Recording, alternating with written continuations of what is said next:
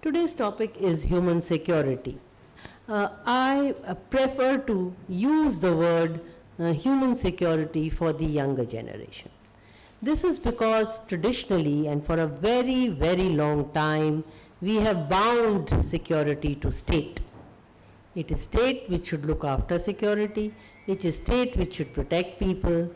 But there's, a word which has come in our lexicon is called securitization.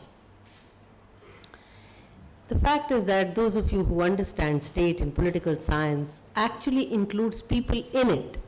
So people are anyway included if the state is included. And that is why the state-bound security implies that an individual should be secure.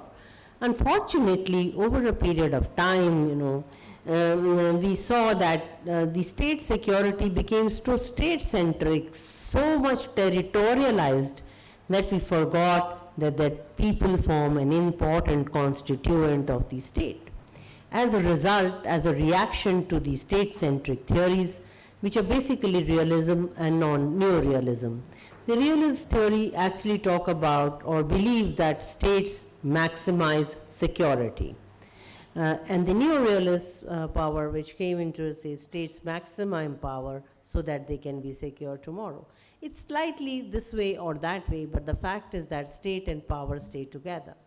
Unfortunately, the element of human as an individual got ignored in the long discourse. This subject which I have picked up today, human security, focuses on individual. It does not talk about threats from the weapons. It does not talk about threats from people across the border.